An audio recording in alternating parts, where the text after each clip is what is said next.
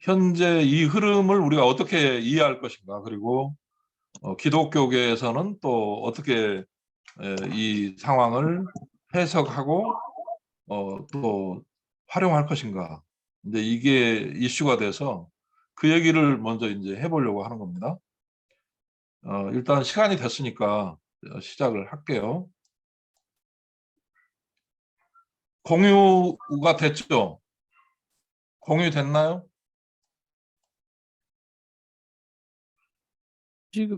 지금 목사님께서 보이나요? 저기가 PPT가 보이나요? 아니요, 안 보입니다. 안 보여요? 그럼 다시 네. 띄워야 되겠네요. 나오셨네요.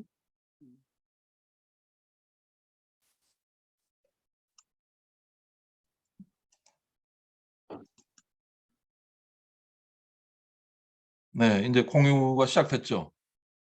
네, 네, 됐습니다. 네, 네. 그래서 오늘 제목은 인공지능 대중화 시대의 선교 전략 이렇게 잡아봤습니다. 지금까지 인공지능은 어떻게 보면 그 엔지니어들, 대학에서 해당 분야 전공자들이 주로 이렇게 다뤘던 영역들인데, 챗 GPT가 이제 공개되면서 1억 명 이상이 한꺼번에 이렇게 사용하는 그런 흐름이 형성이 되고, 그래서 이제 비전공자들, 소위 코딩을 배우지 않는 사람들도 프롬프트 엔지니어로서 이제 활동할 수 있다. 이제 뭐 그런 시대적 흐름이 형성이 되고 있어요. 그래서 지금 우리가 이제 사용하고 있는 챗 GPT에 지금 이런 과제를 한번 질문을 해봤습니다. 어떻게 답변하는지 한번 보시죠.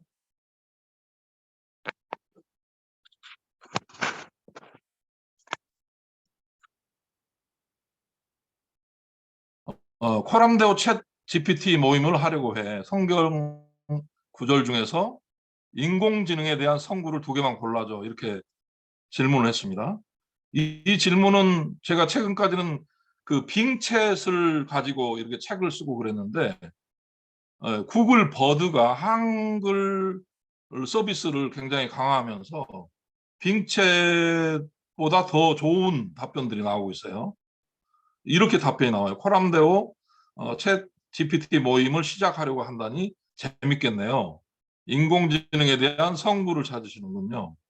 성경에는 인공지능에 대한 구절은 없지만 인간의 지혜와 지식을 찬양하는 구절들이 있습니다. 예를 들면 잠언 1장 7절에는 여호와를 경외하는 것이 지식의 근본이요 미련한 자는 지혜와 훈계를 멸시하느니라 라고 말합니다. 이 구절은 인간의 지식과 지혜를 찬양하면서도 그것들이 하나님의 지혜와 지식에 비해 얼마나 미약한지를 알리고 있습니다. 또 잠언 2장 6절에서는 여호와께서는 지혜를 주시며 그의 입에서는 지식과 명철이 나온다라고 말합니다. 이 구절은 하나님께서 우리에게 지혜와 지식을 주시며 그것들이 하나님의 입에서 나온다는 것을 알리고 있습니다. 이러한 구절들은 인간의 노력과 능력을 찬양하면서도 그것들이 하나님의 능력과 지혜에 비해 얼마나 작은 것인지를 알리고 있습니다. 이것만으로 보면 이게 AI가 답변을 한 건지 사람이 답변한 건지 거의 구분이 안 갈 정도입니다. 그렇죠. 우리 이승환 선생님, 네. 목사님이시죠? 아닙니다. 아니신가요? 네. 목회자는 아니시고 교회는 다니시고요. 교수님이시고요. 신실한 분이십니다. 교수님이시고 예. 어느 대학이시죠? 네. 간단하게 자기 소개를 좀 하죠. 저는 그 대학에서 국제경영학을 가르치고 네네네. 있는 이성환 교수입니다. 네, 반갑습니다. 만나서. 네. 네. 반갑습니다. 네.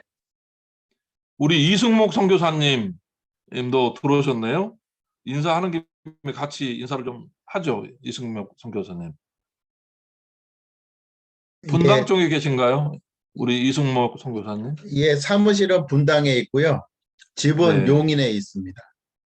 저는 네. SIM 코리아라는, 그러니까 SIM 한국국제선교회 한국 네. 지부에서 부대표 일을 하고 있습니다. 네. 최근까지 그러면 선교지에 있다 들어오신 건가요? 2019년까지 중국에서 선교하다가요. 네. 예, 2020년부터는 이제 한국 본부 사역하고 있는 겁니다. 네, 네. 네, 감사합니다. 그리고 우리 황교안 선생님은 아까 목사님이라고 예, 말씀하셨고요. 경주 쪽에 네네. 예, 목회를 네. 하고 있는 목회자시고요. 예, 우리 이수부 선생님은 김해 쪽에 이렇게 예, 교회 현재 한 30년 정도 교회에 다니셨다고 말씀을 하셨고, 우리 홍경숙 전도사님도 간단하게 본인 소개를 좀 하시죠. 저는 정창교 목사님하고 같은 대학원 졸업한 전도사 사역을 계속해서 해왔어요. 여의도교에서부터 시작해가지고 작년 10월까지 하다가 지금 이제 은퇴를 하는 건지 모르지만 하여튼 지금 쉬고 있습니다. 네. 네. 지금 오늘 우리가 좀 이야기하려고 하는 이 프롬프트 엔지니어가 그런 자신의 그 경험, 노하우, 이걸 가지고 이제 시니어 나이가 들어서도 할 수 있는 영역이라고 이렇게 사람들이 좀 이야기를 하고 있는데요. 계속 이어서 좀 보면요. 이게 이제 그 인공지능이 답변해 준 거고요. 잠언에 대해서. 제가 성경을 좀 찾아보니까 이게 이제 그 구글 버드에서 혹시 지금 하는 일이 하나님과는 아무 관계가 없다고 생각합니까? 이렇게 하면서 모든 것이 하나님의 일이므로 기쁘게 하나님 앞에 서면 됩니다. 이렇게 또 그 인공지능이 이야기를 해주고 있어요. 그래서 마태복음을 찾아보니까 제자들에게 이르시되 추수할 것은 많되 일꾼이 적으니 그러므로 추수하는 주인에게 청하여 추수할 일꾼들을 보내주소서 하라 하시니라. 이 지금 우리가 오늘 이야기하고자 하는 인공지능 대중화 시대에 이 일들도 하나님의 일로 우리가 해석하고 접근을 해야 된다 이렇게 이제 보는 것이고요. 선행 연구를 좀 이렇게 보면 최근에 백주년기념관에서 4월 11일 날 예장통합총회 한국교회연구원에서 정책 세미나를 했어요. 그때 챗 GPT의 목회적 도전에 대해서 몇 분이 발제를 했는데 거기에 그 장재호 교수님, 감신대 과학과신학연구소 교수님이 챗 GPT와 목회적 윤리라고 하는 제목을 가지고 과학기술의 발전은 우리가 두려워하거나 배척한다고 멈춰지지 않는다.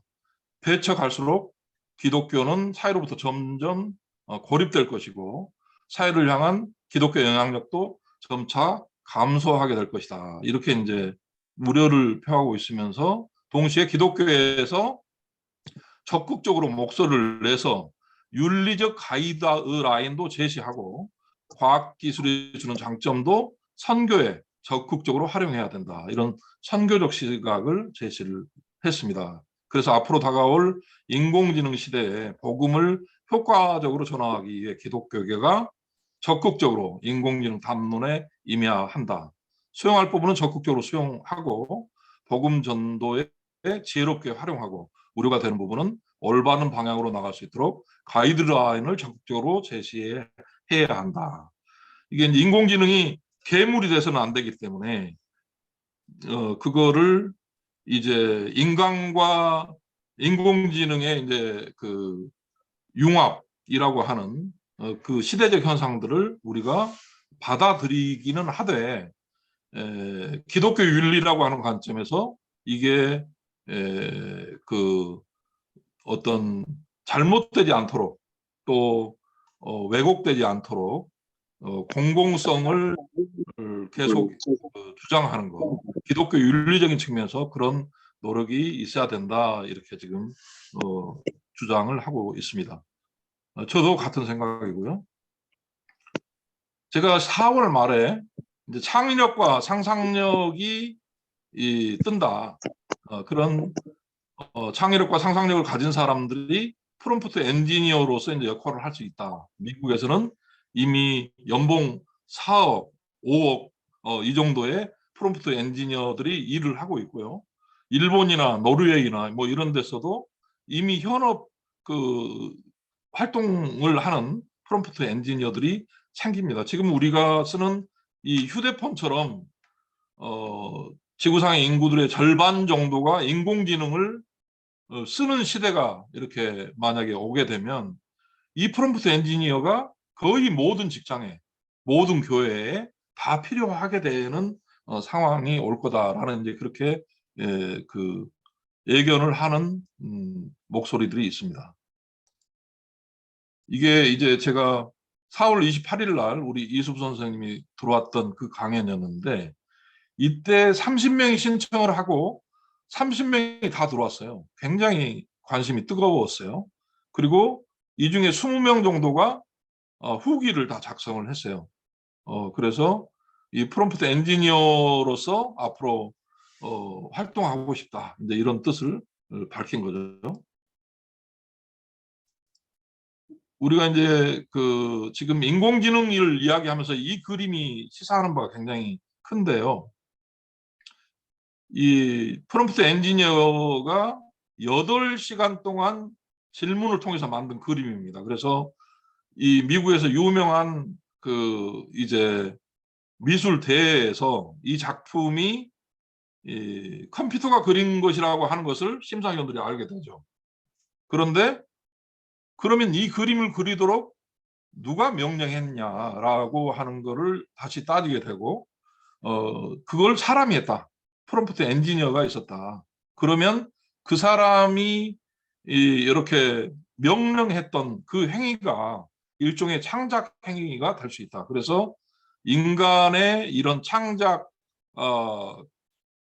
이라고 하는 프롬프트와 그다음에 인공지능의 이런 그림을 변환시켜내는 이 능력이 결합된 것이기 때문에 이건 창작물로 인정할 수가 있다. 그래서 앞으로는 순수하게 사람이 전체 100%를 그린 그림뿐만 아니라 사람이 명령을 하고 인공지능이 이 그림을 그리는 융곡합평 이런 작품들이 얼마든지 다양한 분야에서 나올 수 있다라고 이제 이야기를 하게 되는 것입니다. 또 이거를 어떤 사람들은 프롬프트 엔지니어 한 사람을 고용을 하면 3,000명이 일자리를 잃는다. 뭐 이런 이야기도 하는 사람들이 있어요. 그래서 이거를 우리가 어떻게 볼 것이냐. 이게 굉장히 앞으로도 중요한 이슈가 될 것 같습니다. 이제 우리가 이 프롬프트를 이야기할 때 그동안 이제 글을 썼던 사람 또 그 목회 강단에서 설교를 했던 말을 하는 사람들이 프롬프트를 다른 사람들에 비해서 엔지니어들에 비해서 잘 작성할 수 있다. 이제 이렇게 이야기를 하는데 프롬프트는 좀 구체적으로 작성을 해야 된다. 뭘 얻고 싶은지 생각을 정리한 뒤에 질문을 하는 게 좋다. 그리고 출력되는 파일도 미리 지정을 해서 뭐 A4 용지 한 장 분량으로 뭐 이렇게 명령을 해주면 그렇게 실행 결과가 나온다는 거죠. 표로 그려줘 그러면 표가 나오는 거고 그림을 그려줘 그러면 그림이 나오는 이런 형태가 되겠습니다. 어떤 상황에서 묻느냐에 따라서 답이 달라진다. 뭐 카피라이터처럼 예를 들어서 뭐 우리가 잘 아는 그런 유명인의 그 이름을 넣어가지고 뭐 오프라 윈프리처럼 말을 해줘 뭐 이렇게 한다든지 아니면 베스트셀러 작가 누구처럼 글을 써줘 이렇게 명령을 하는데 그 앞 뒤의 맥락을 이렇게 계속 이어주는 것 그리고 환경과 배경 이런 것들을 질문을 할 때 집어넣어주면 훨씬 더 답이 정확하게 나올 수 있다. 이제 이런 이야기입니다. 그러니까 예를 들어서 뭐 오늘 여의도에 있었던 무슨 뭐 민주노총의 노조 그 집회가 있었다면 뭐 민주노총 집회에 대한 기사를 써줘 뭐 이렇게 하는 것보다 너는 기자야. 지금부터 마감 시간에 임박한 기자의 입장에서 그 기사를 써줘. 이렇게 그 배경이나 환경을 이렇게 집어넣어주면 답이 더 구체적이고 정교하게 나온다는 거죠. 어떻게 이제 질문을 제대로 안 해주면 답변도 제대로 나오지 않고 어떤 경우는 아예 답변 자체를 안 해버리는 인공지능이 이제 그런 모습도 보여집니다. 그래서 한 번 물을 때 한 가지만 질문을 해라. 그리고 프롬프트 사용 원리 등을 이해를 하고 그 질문을 할 때는 어떤 질문도 이제 가능하기 때문에 그 장면이 바뀌기 전까지는 묻고 또 묻고 또 물어라. 그래서 대개는 질문을 10개, 15개까지도 이렇게 질문을 할 수 있는데 중간에 질문이 끊어지더라도 뭐 계속해라든가 뭐 타자로 계속 이렇게 치면 문장이 계속 이어지는 그런 원리입니다. 이게 지금 제가 집필 중인 분노의 상공학이라고 하는 거, 이런 것도 내가 이제 분노와 관련한 글을 쓰려고 해. 베스트셀러 작가처럼 그 책 제목 3개만 써줘 이렇게 질문을 하면 여러 개의 답변이 나오는데 그 중에 하나를 골라서 내 마음에 맞으면 그걸 정하면 되는 거고, 그걸 약간 좀 비틀어서 다시 쓸 수도 있고요. 그렇게 해서 이제 유페이퍼의 지금 3번째 책으로 지금 준비를 하고 있는 그런 내용이 되겠습니다. 이건 2번째 책으로 마무리 작업을 하고 있는 건데, 감정 어휘 노하우 해가지고 그 어휘를, 감정 어휘를 정확하게 사용을 하면 문제를 해결할 수 있다. 부모와의 갈등, 자녀와의 갈등, 직장 내에서의 갈등, 이런 것들이 다 이런 감정 어휘를 정확하게 사용하는 데서부터 시작될 수 있다. 이렇게 이야기를 하는 그런 책을 또 내보내는 것입니다. 이건 이미 등록된, 크몽에 등록된 감정어휘 노하우 책 표지고요.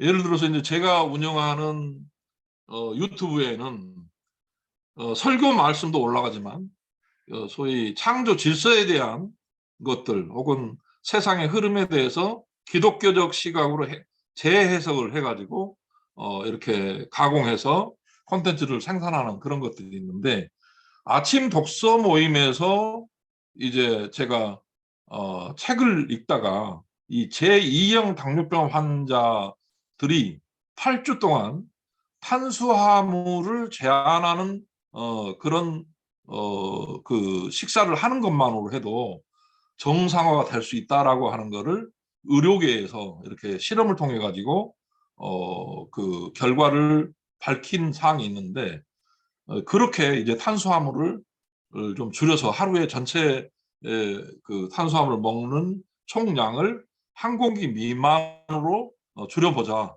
이제 그런 이야기들을 제가 이렇게 책을 읽다가 한 문장에 확 들어오면 그걸 가지고 이제 유튜브에도 올리고 쇼츠로 만들어서 틱톡에도 올리고 이제 뭐 인스타나 페이스북에 올리고 이제 이런 형태로 작업들을 하고 있는 겁니다.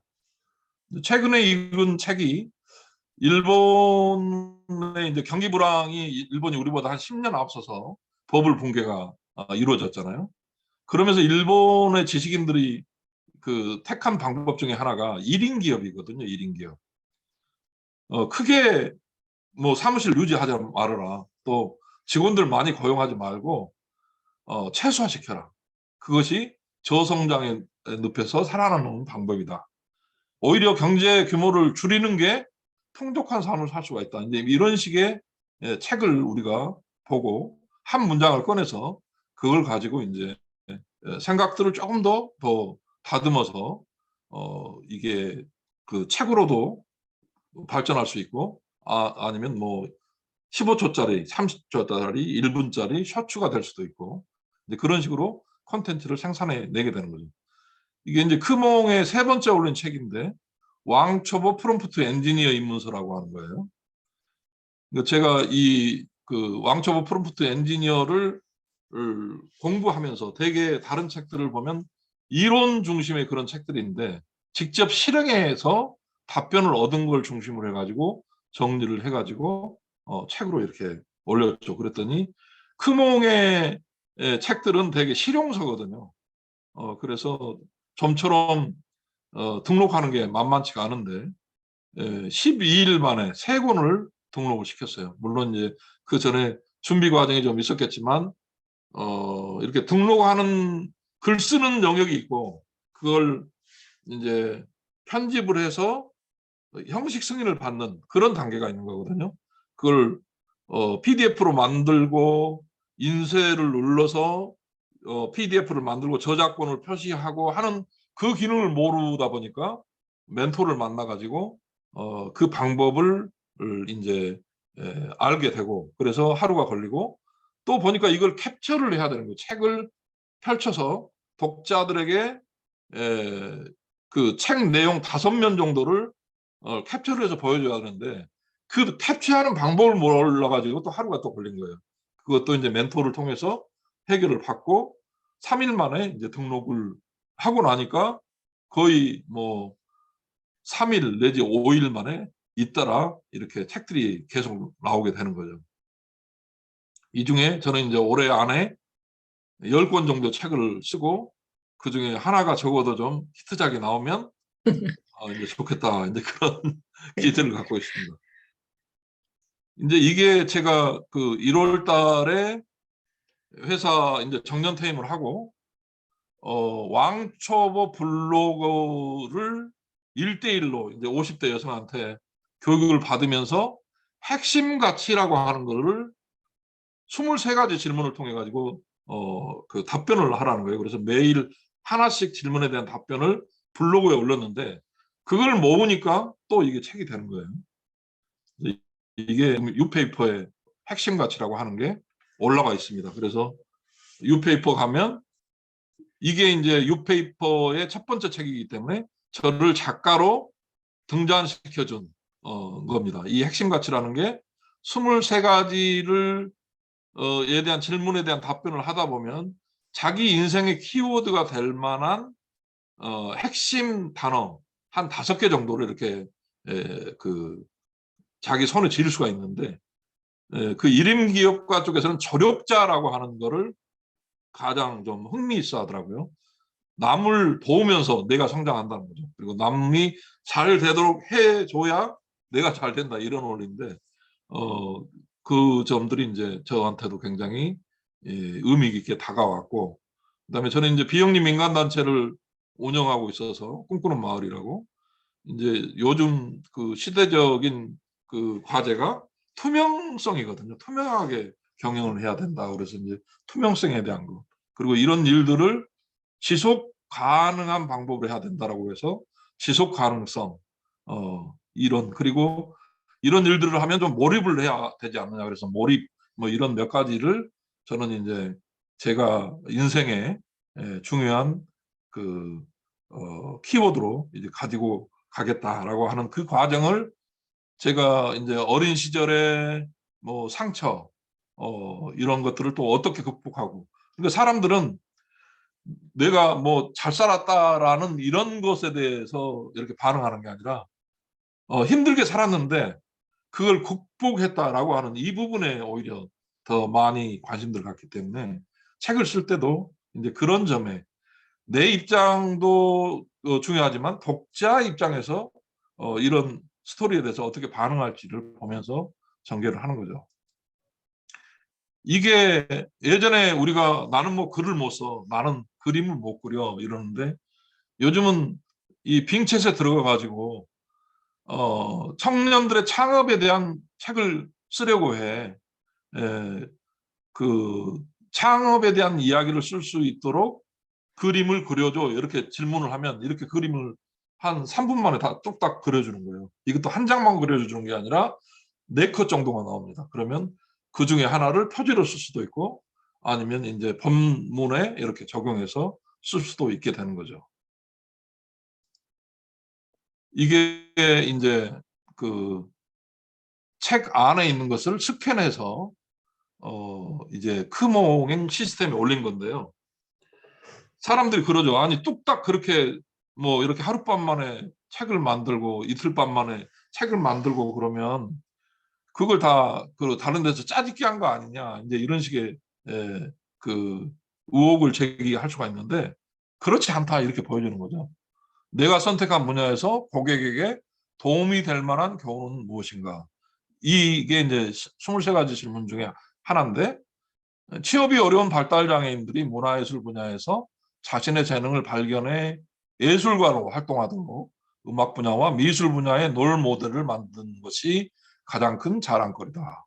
이렇게 다른 책에서는 쓸 수 없는, 저만이 쓸 수 있는 그런 문장들, 이런 것들을 이제 그 써주면 독자들이 이게 인공지능하고 같이 쓰긴 썼는데 그 저자가 독특하게 자신의 목소리를 낸 부분이 있구나, 이렇게 이제 이야기를 하게 되는 거죠. 저는 처음에 블로그를 할 때는 좀 엉성하게 그 사진 하나를 이렇게 반영을 해가지고 그 만드는 그런 방식이었는데, 콘텐츠가 쌓이고 그러다 보니까 어느 날 크몽의 전문가 한 사람이 홈페이지형 블로그를 만들 생각이 없느냐라고 이렇게 제안을 해왔어요. 그래서 이렇게 의뢰를 했더니 이렇게 뚝딱 만들어졌어요. 한 5일 만에. 여기에 보면 제가 쓰는 인스타그램, 유튜브, 페이스북, 틱톡, 그리고 오픈 채팅방 있는 카카오톡, 이 책이 들어가 있는 크몽의 주소, 이 또 작가로 활동하게 된 뭐 그런 것들, 그리고 우리 발달장애인들의 그림을 팔고 있는 네이버 그 스마트 스토어, 이런 것까지 한목에 여기 다 이렇게 모아주는 거예요. 그리고 이걸 블로그에서 꾹 찌르면 바로 그 페이지로 이동을 하게 이렇게 되는 거예요. 그래서 저는 제가 할 수 있는 것들은 제가 직접 하고 또 이렇게 용역을 줘서 뭐 한 10만 원 이쪽 저쪽 이렇게 줘서 이제 의뢰할 수 있는 것들은 또 의뢰를 해가지고 콘텐츠를 조금 더 이렇게 세련되게 좀 만들어가고 있습니다. 자, 오늘 이제 예고된 그 토론 주제가 교회 공동체의 입장에서 프롬프트 엔지니어 등장을 어떻게 볼 것인가 라고 하는 토론 1주제, 그리고 토론 2주제는 인문학, 신학 등 프롬프트 엔지니어링 특성화 과정에서 인공지능 융합 방안을 또 어떻게 할 것인가. 이제 이게 제3주제가 메인인데, 코람데오 하나님 앞에서 인공지능 대중화 시대 목회자 선교 전략은 어떻게 할 것인가. 이게 이제 오늘 이슈입니다. 그래서 오늘 다 이제 여기는 뭐 불자들도 없고, 그 다음에 무슨 사주 관상 보는 사람들도 없고, 다 우리 기독교 공동체 안에 있는 분들이니까 지금 마치 정말 큰 북이 터진 것처럼 인공지능이 갑자기 우리 생활 깊숙이 확 들어온 상태인데요. 어떻게 지금 이 상황을 보고 우리 그 기독교 공동체는 어떻게 대응을 해야 할 건지, 뭐 이런 이야기를 잠깐 이렇게 또 해보는 것으로 하죠. 우리 이성환 교수님부터 국제경영 관점에서 또 하실 말씀이 있을 것 같은데요. 음소거 하시고 한 말씀 해주시죠.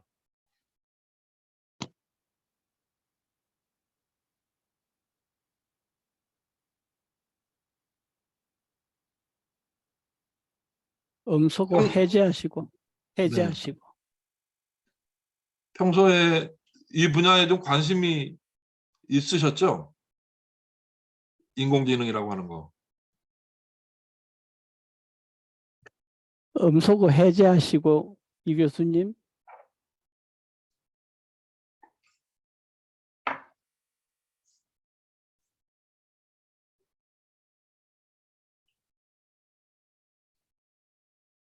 네. 저는 뭐 평소에도 뭐 AI를 좀 관심을 가지고 있었고요. 그다음 또 학교에서도 새롭게 아이들을 가르치는 데 있어서도 이 프롬프트 엔지니어링에 대한 관심을 가지고 또 어떻게 적용할까에 대해서 많은 관심을 가지고 있었고요. 그래서 학교에서도 사실은 좀 적용을 하고 있습니다. 이제 아이들한테 제가 지금 가르치는 분야가 글로벌 학생들이기 때문에 그래서 지금 현재 이게 굉장히 저한테는 덕을 많이 보고 있는 경우가 되는데요. 그 베트남 아이들이나 아니면은 뭐 우즈벡 아이라든지 이런 아이들과의 소통이 사실 쉽지가 않았었거든요. 그래서 이제 이런 아이들을 가르치는 데 있어서 이 어떻게 하면은 더 지식적으로 좀 접근을 할 수 있을까 이런 부분을 확실하게 해결할 수 있었던 부분이 이런 부분이었던 것 같아요. 그래서 이제 국제 경영을 가르치면서 개념이라든지 이런 부분들을 한국어로 설명을 했을 때 얘네들이 정확하게 알아듣지 못했었는데 얘네들한테 미리 충분하게 그 준비를 해서 자기 나라 말로 이렇게 충분하게 그 개념을 갖고 이렇게 수업에 들어왔을 때 이제 그걸로 인해서 많은 시너지를 얻는 것 같아요. 그래서 그런 적인 측면에서 교회 공동체에서도 이런 다양한 어떤 분야에 있어서 활용하고 또 활동할 수 있지 않을까 이런 생각을 좀 했고요.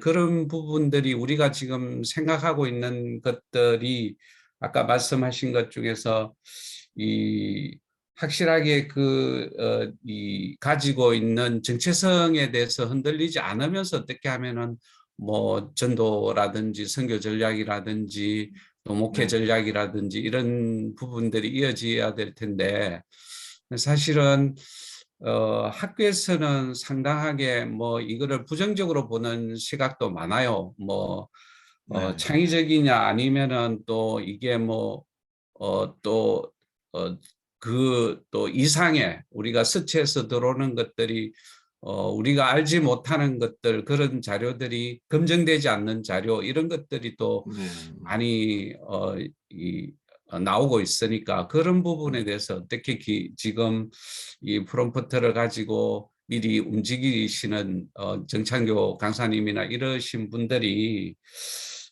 이 확실하게 그런 부분에 대해서 조금 제시를 좀 주셔야 될 필요성이 좀 있지 않느냐 그런 부분에서 오늘 제가 좀 관심을 많이 가지고 참여하고 있습니다. 네, 너무 귀한 말씀입니다.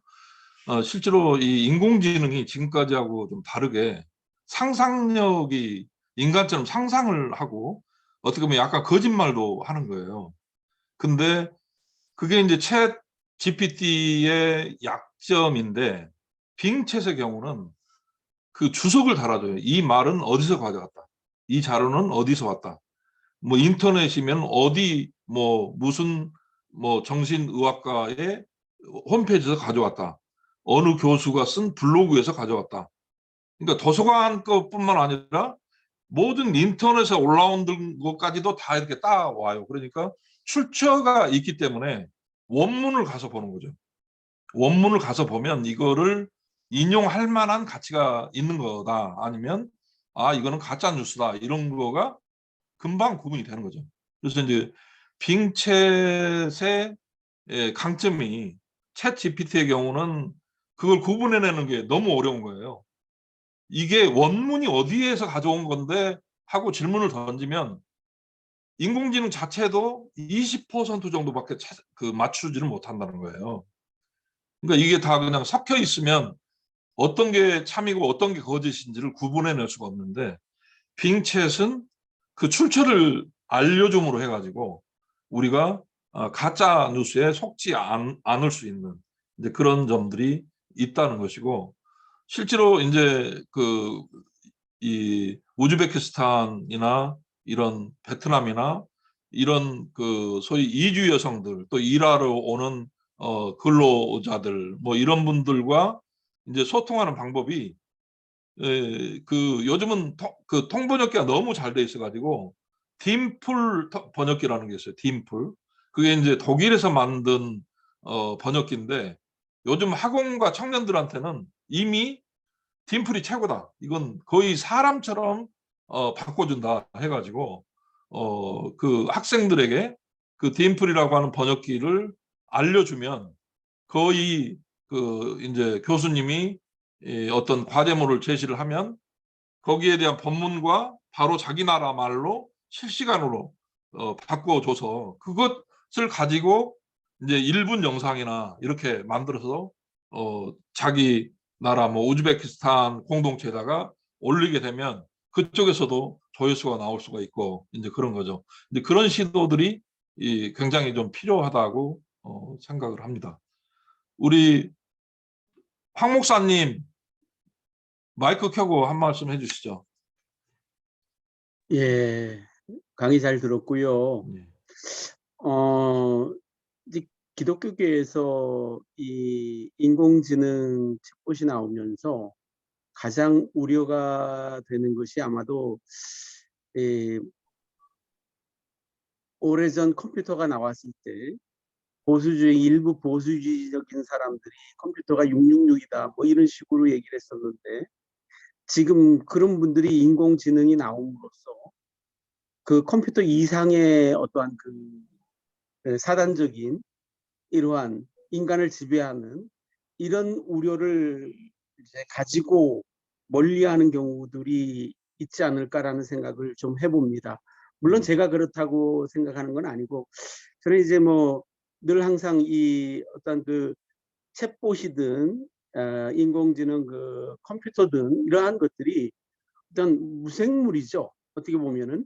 그래서 이제 생명을 가지고 있는 사람들이 그것을 어떻게 활용하느냐에 따라서 그것이 악마적이 될 수도 있고 또한 천사적이 될 수도 있다라는 생각을 가지고 있기 때문에 이렇게 인공지능이 지금 급속도로 발달되는 이러한 시점에서 선한 영향력을 미치는 자들이 선점을 해야 된다라는 생각을 했기 때문에 제가 이제 이 강의에 들어왔고요. 그런 측면에서 어떠한 이 인공지능 어떤 이런 것들이 선교적인 전략에도 큰 도움이 될 것이다라는 기대감을 가지고 있습니다.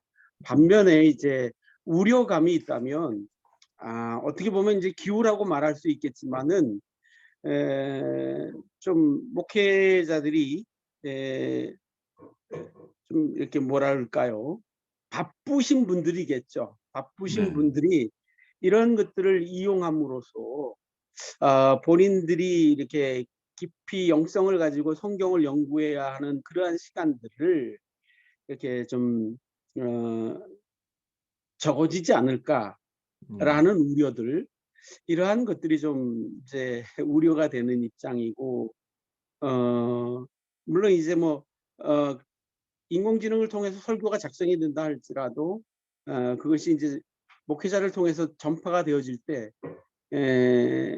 뭐 어떻게 보면은 똑같은 목회자가 설교를 준비해서 자신이 기도하면서 준비한 것이나 이렇게 준비되어진 것을 또 묵상하는 것이나 별반 다를 것이 없다고 생각하지만, 가장 이제 우려가 되는 것은 그거죠.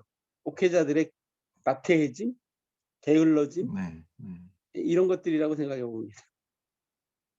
네, 굉장히 중요한 포인트고요.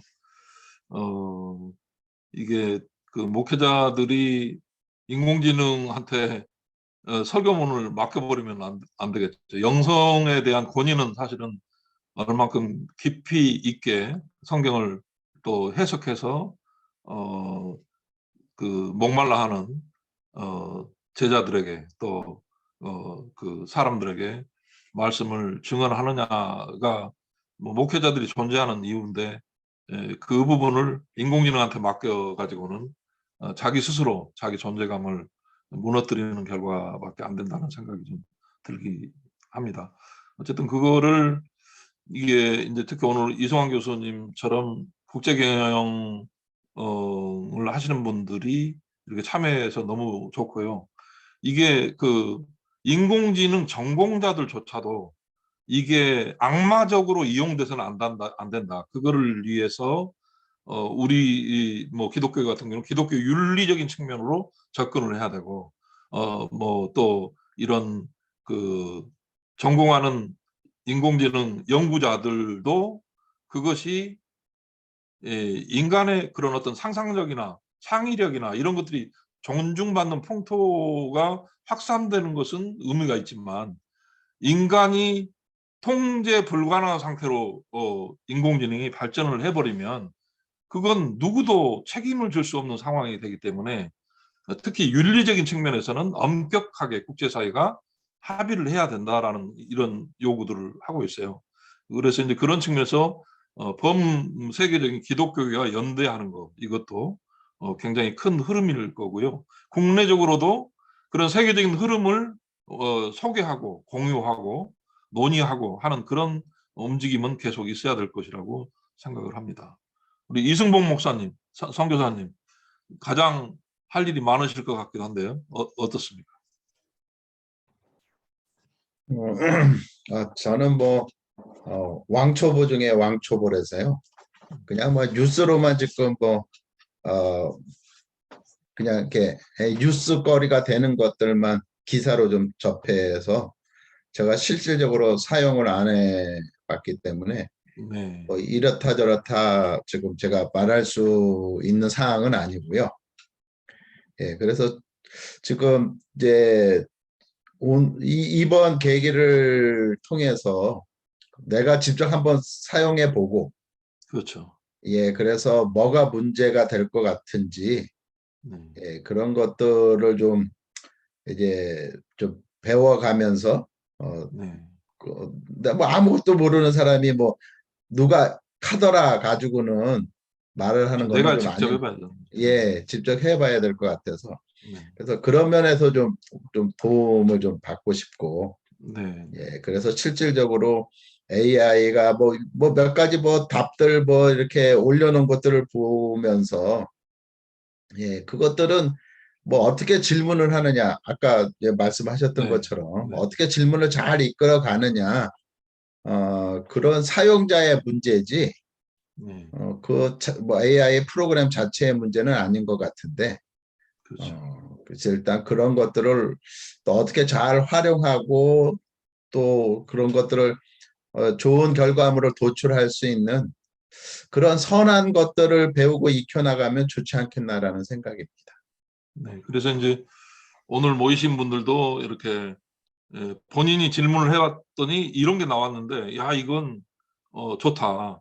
공유를 하고 싶다. 뭐 이런 것들이 있다면 같이 공유를 해주셔도 좋을 것 같고요.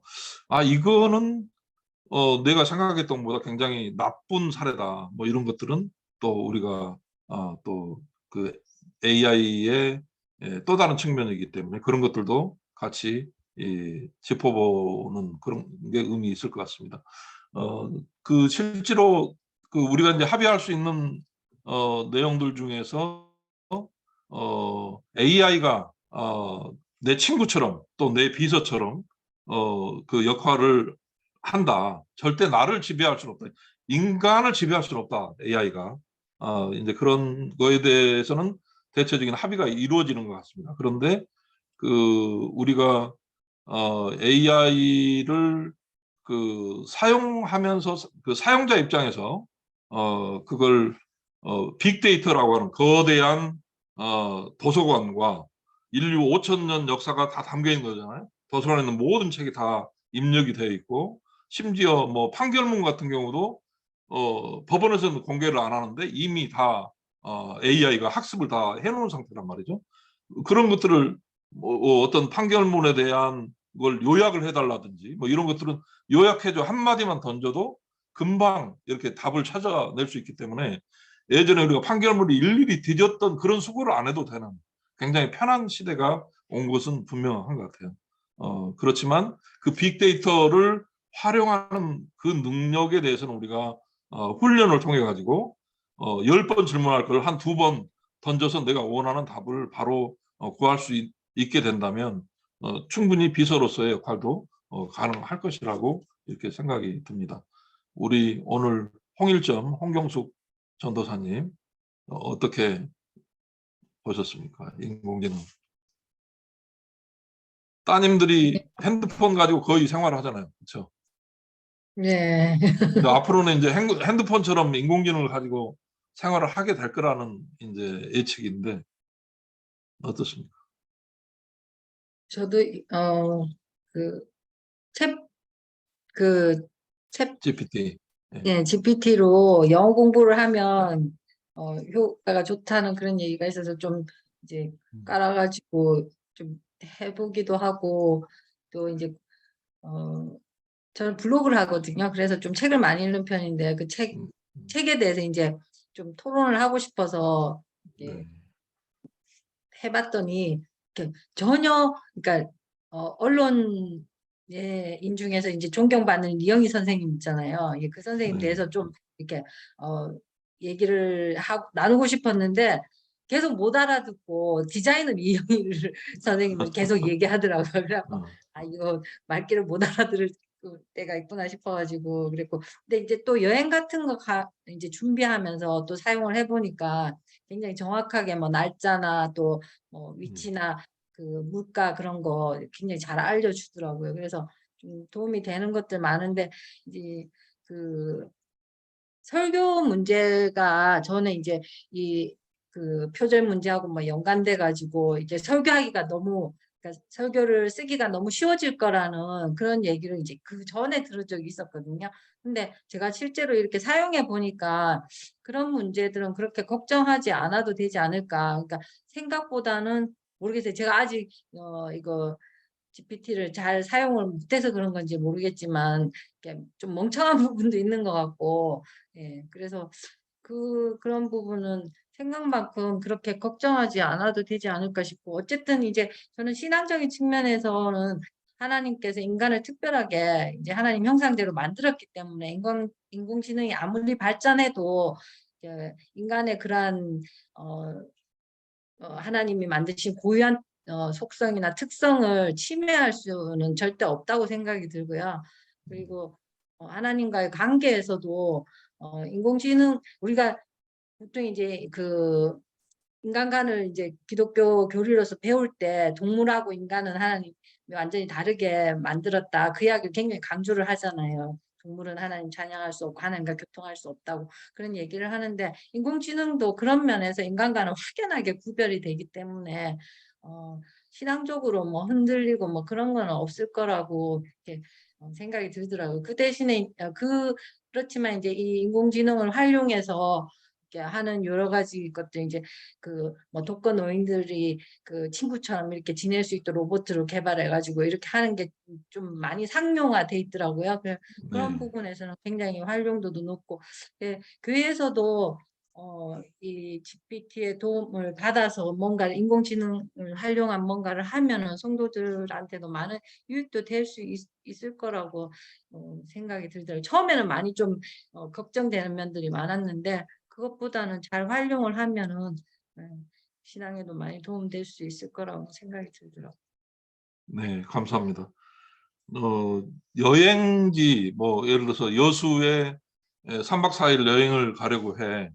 바닷가가 보이는 호텔 4군데만 소개시켜줘. 그러면 아주 그냥 뭐 정말 여행사에서 금방 따끈따끈한 정보를 가져오듯이 1분도 안 되는 시간에 바로 보여줍니다. 그런데 예를 들어서 이제 그런 인문학적인 그 배경이 필요한 이영희 선생에 대한 어떤 질문을 했을 때 그 인공지능이 못 알아들으면 얘한테 임무 부여를 하는 거죠. 너는 지금부터 언론인 이영희 선생이야. 이영희 선생은 뭐 전환시대의 논리를 쓴 사람이야. 전환시대의 논리에는 이러이러한 내용이 있어. 이영희 선생처럼 나에게 지금 한국 사회의 문제를 그 말한다고 하면 어떻게 이야기할 수 있겠니? 뭐 이렇게 사람과 대화를 하듯이 이렇게 그 접근하는 방식 그렇게 해보면 지금처럼 엉뚱한 답으로 이렇게 나오는 오류를 최소화시킬 수 있어요. 그것도 이제 한번 해보시면 그것 자체가 굉장히 이제 의미 있는 프롬프트가 될 수가 있는 거예요. 그러니까 8시간 동안 계속 프롬프트를 했던 그 사람은 내가 어떤 질문을 했는지를 보여주질 않아요. 공개를 안 하고 있어요. 왜냐하면 그것 자체가 커다란 자산이 된 거예요. 금과 같은 골드와 같은 그런 역할을 하는 거거든요. 그 질문 자체가. 그래서 우리 이제 그 지금 외국에서는 어떤 흐름이 형성되고 또 우리나라에서는 이런 문제에 대해서 어떻게 기독교가 반응을 하고 또 기독교 윤리적인 측면에서 문제 제기를 통해 가지고 방향을 잡을 때는 어떻게 서로 협력할 것인지 뭐 이런 것들을 계속 우리가 같이 이슈로 제기하고 그 참여하는 방법도 의미가 있다고 생각을 합니다. 우리 이 모임을 최초로 발의한 이수부 선생님 한번 말씀해 주시죠. 저는 목회자가 아니기 때문에 문득 이런 생각이 들었습니다. 좋은 주석서, 목회자가 주석서를 가지고 보면서 성경을 연구하고 했는데 주석서를 가지고 설교를 준비하고 했을 때 그걸 어떻게 평가할 것인가. 그런 측면을 잠깐 생각을 했고요. 제가 80년대 말에 몇 번 내가 그런 말씀 드렸는데 지인들께 그 비디오가 처음 들어왔을 때 교회가 비디오를 많이 거부했거든요. 근데 세상에 이제 비디오 문화 접어들고 80, 90년대 접어들면서 컴퓨터 들어왔을 때 아까 황 목사님 말씀하시지만 컴퓨터도 거부했거든요. 그 점만 하더라도 교회가 세상 문화에 굉장히 앞장서 있었고 리더자들이 많았는데 어느 순간부터 교회 문화가 세상 문화에 끌려가기 시작했어요. 근데 지금 챗 GPT 나온 이게 또 다른 출발점이지 않느냐 그렇게 생각합니다. 좀 적극적으로 교회가 수용하고 받아들여 가지고 발전적으로 할 수 있도록 그렇게 해야 되는데 자꾸 거부하고 있으면은 교회가 상당 부분 좀 보수적인 게 많아 가지고 받아들이지 않으려고 한 경향이 있지 않습니까? 근데 그걸 어떻게 좀 깨야 되겠다. 그런 생각에서 같이 모아보자 그 생각이 들었습니다. 네, 네. 잘하셨고요. 오늘 이제 그 구글 버드 챗 GTP보다 한국어 서비스가 이제 강화가 된 버전인데 인공지능 제등화 시대에 목회자들의 선교 전략에 대해서 말해줘 이렇게 질문했어요. 그때 이런 답변이 나왔습니다. AI 시대에 목회자들이 효과적으로 선교하기 위해 할 수 있는 몇 가지 방법이 있습니다. AI를 사용하여 복음을 전달하고 사람들과 연결하십시오. AI는 전 세계 사람들에게 접근할 수 있는 새로운 방법을 제공할 수 있습니다. 예를 들어서 목회자들은 AI를 사용하여 복음 비디오를 만들고 소셜미디어에서 공유할 수 있습니다. 또 AI를 사용해서 사람들과 개인적으로 연결할 수 있습니다. 목회자들은 AI를 사용하여 사람들에게 기도나 조언을 제공할 수 있습니다. AI를 사용하여 잘못된 정보 또 왜곡을 식별하고 대처하시기 바랍니다. AI는 잘못된 정보와 왜곡을 식별하고 대체하는데 사용할 수 있습니다. 예를 들어서 목회자들은 AI를 사용하여 가짜 뉴스를 식별하고 사람들이 잘못된 정보로부터 자신을 보호하는 방법을 가르칠 수 있습니다. AI를 사용하여 자신의 웹사이트나 소셜미디어 페이지에서 잘못된 정보를 식별하고 제거하는 데 사용할 수 있습니다. AI를 사용해서 사람들을 제자화하십시오. AI는 사람들을 제자화하는 데 사용할 수 있습니다. 예를 들어 목회자들은 AI를 사용하여 사람들에게 성경 수업을 제공하고 사람들이 성경을 공부하도록 돕는 데 사용할 수 있습니다. AI를 사용하여 사람들에게 기도나 조언을 제공할 수 있습니다. 이게 이제 핵심인데요. AI를 사용해서 다른 목회자들과 협력하십시오. AI는 다른 목회자들과 협력하는 데 사용할 수 있습니다. 예를 들어서 목회자들은 AI를 사용하여 다른 목회자들과 정보를 공유하고 서로의 사역을 지원하는데 사용할 수 있습니다. 또 AI를 사용하여 다른 목회자들과 기도나 조언을 교환하는데 사용할 수 있습니다. 전반적으로 AI는 선교에 대한 도전, 기회를 가져온 것입니다. 현명하게 사용해서 복음을 전파하고 사람들을 제자화할 수 있습니다. 하지만 잘못된 정보나 왜곡된 것은 우리가 이단 감별하듯이 좀 걸러내고 가짜 뉴스라고 구분해내는 그런 영안을 또 열어야 된다라고 하는 과제도 동시에 이렇게 주고 있습니다. 어떤 면에서 인공지능이라고 하는 게 양면이 있는 거죠. 그걸 적극적으로 사용을 하면 우리가 정말 열심히 차로 뒤졌던 그런 수고는 아낄 수가 있는데 그거를 또 지금 이단들이 횡행하듯이 교묘하게 악의 탈을 쓰고서 그 교회를 침탈해 오는 경우, 그런 경우는 잘 또 그걸 변별해낼 수 있는 능력도 갖춰야 되는 것 아니냐라는 이제 그런 생각을 해보게 됩니다. 오늘 귀한 말씀 너무 고맙고요. 한 달에 한 번 정도 이렇게 하면 어떨까 싶어요. 그래서 본인이 묵상했던 주제들 또는 책에서 읽었던 내용들, 인공지능과 이렇게 그 융복하면서 현장에서 느꼈던 어떤 사례들을 서로 공유하고, 해외에서는 또 국내에서는 인공지능에 대한 동향이 어떤지 이런 공유들을 해보면 좋을 것 같아요. 실제로 보면 그 60대 할머니가 이 통번역기 를 사용해 가지고 초등학교 6학년 애들하고 유럽 여행을 가 가지고 통번역기 가지고 팝하고를 이제 활용을 해서 그걸 콕 눌러서 이렇게 뭐 식사를 시킬 때 얼마짜리를 뭐 시킨다든지 이런 식의 그 여행기를 책으로 다 만들어 가지고 이렇게 만든 사례도 있어요. 그래서 처음에는 이걸 어떻게 하나 했는데, 그런 이제 문명의 이기, 도구를 잘 사용하는 것, 그것도 요령이기 때문에 우리가 실제로 이렇게 새롭게 등장하는 도구들을 잘 다루는 것도 목회 영역에서 굉장히 필요한 그 사역이지 않겠느냐. 앞에서 본 것처럼 하나님의 일을 하는데 이것도 분명히 하나님의 일이다라고 하는 것. 하지만 가짜 뉴스, 또 거기에 섞여 들어있는 어떤 이단적인 그 해악들, 이런 것들은 우리가 또 구분하는 영안을 갖고 있어야 되겠다. 그런 것들을 좀 다시 한번 확인하게 됩니다. 다음 달 지금 6일, 13일, 20일이 있는데 화요일 괜찮으신가요? 화요일 7시? 네, 목사님, 그러면 6월 20날 정도는 어떠신가요? 목사님 제 잠깐만 말씀. 네, 이수부 선생님. 예. 예.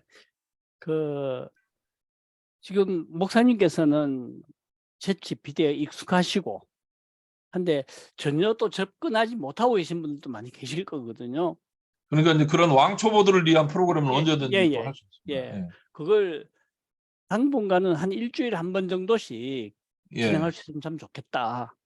예, 왕초보에 맞춰가지고 그러면 해보겠습니다. 예. 그렇게 하고 한 일주일에 한 번 정도씩 해갖고 초보자들 모셔가지고 진행하게 하고 접근할 수 있도록 해드리고, 좀 더 깊이 있게 나누고 싶은 사람은 한 달에 한 번 정도 해가지고 하고 어떨까 싶은 그렇게 생각이 할까요? 들어요. 예.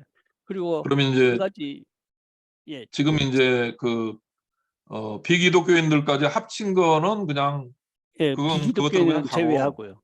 예, 이건 이제 화요 모임은 주 1회 정도 예. 오후 7시에 화요일 오후 7시로 고정을 해가지고 예. 일단 왕초보, 우리 이승목 선교사님이 예. 왕초보를 이제 강조를 해주셨는데, 네네네. 그 초급자들을 위한 네네네. 그런 그 프롬프트 엔지니어 네. 이거를 우리 이제 늘 그 말씀 사역을 해야 하는 네. 그 우리 기독교인들, 목회자들 또 예. 평신도들이 어떻게 예. 활용할 것인가 거기에 맞춰서 그러면 준비를 해보도록 하겠습니다. 그러면서 네. 동시에 최근에 어떤 그 흐름들 국내적으로나 그 세계적으로 우리가 공유하면 좋을 그런 정보들에 대해서는 또 같이 공유를 하고 그런 식으로 하면서 1시간 정도 그럼 매주 화요일 7시에 네. 만나는 것으로 그렇게 하겠습니다. 그리고 한 가지만 더 네, 제가 가지고 있는 뭐 달란트일 수도 있지만은 지금 현재 그 줌에서 하는 역할보다 지금 저 같은 경우에 어떻게 가능하냐면은 이게 가능하거든요. 이게 화면상에 나오면서 이게 그 옆에 다른 창을 또 만들 수가 있어요. 이게 여기는 지금 현재 안 나오고 있는데 잠깐만요. 그 조작을 잘 하실 수 있나요? 예. 그건 예. 가능합니다. 그러면 다음에는 한번 그 시스템을 한번 이용해 보시죠. 제가 이렇게 파일을 하면은 미리 드리겠습니다. 예. 예. 그 원격으로 이게 이제 좀 복잡한 게 그 줌하고는 좀 다른 제가 스카이프를 사용하거든요. 네, 네. 스카이프하고 팀뷰어하고 그걸 운영해 가지고 이제 수강생들하고 이 교수진들하고 분리를 시켜요. 네. 근데 제가 현재 제가 앉아 있는 이 자리에 이제 강사분이 오시고 네. 그때 맞춰 가지고 이제 수강생들을 좀 더 돋보이게 한다든지 아니면 PPT를 돋보이게 한다든지 이게 가능하거든요. 네. 어쨌든 다음 주에는 그러면 그 네네. 시스템을 활용을 해 보고 네네네. 어떤 게 좋은지 네네. 참여자들이 결정을 할 수 있도록 하죠. 네, 그렇게 하겠습니다. 네. 네. 오늘은 여기서 마치겠습니다.